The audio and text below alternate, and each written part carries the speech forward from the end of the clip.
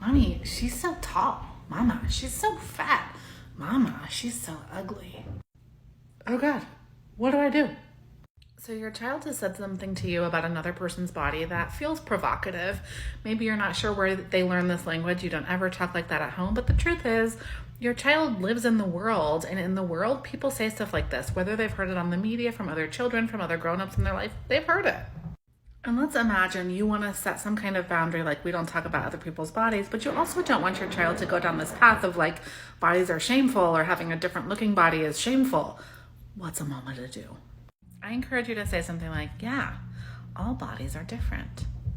You can then lean into a conversation about the different ways bodies work, the different capacities that bodies have, all of the wonderful things about the many different kinds of bodies that people on this planet have. There's big bodies and little bodies and brown bodies and white bodies and bodies that can run and bodies that have a harder time moving. Can you believe how many bodies there are? Wow, we live in a world where there's people with all different kinds of bodies. How cool. It's all in the framing. Now, depending on the age of your child, I want to first normalize yep, all different kinds of bodies. Can you believe it?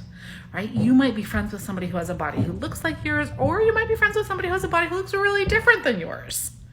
So I want to just normalize yeah, all different kinds of bodies. And I'm thinking here about race, about gender, about size. I'm thinking about capacity, movement. I'm thinking about all the axes upon which bodies are different and your children are going to notice.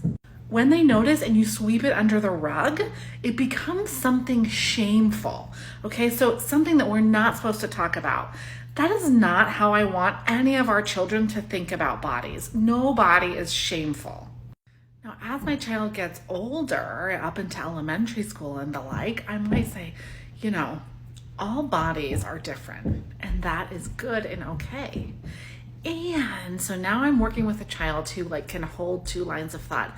And sometimes when we talk about people's bodies, their feelings might get hurt. Okay, so you might notice that somebody's body is different than yours, and you know what? That might hurt their feelings because maybe somebody else said something bad about that person's body. So now I'm encouraging the child to think about, what does it mean if I have actions in this world where that person has had other experiences? I might follow up with something like, you know what? Whenever you have a question about bodies, you can always come and ask me, and we can figure out together if that's a question you can ask that person or if that's a question that we can learn about on our own at home. So when your child is ready, you can build in that kind of nuance.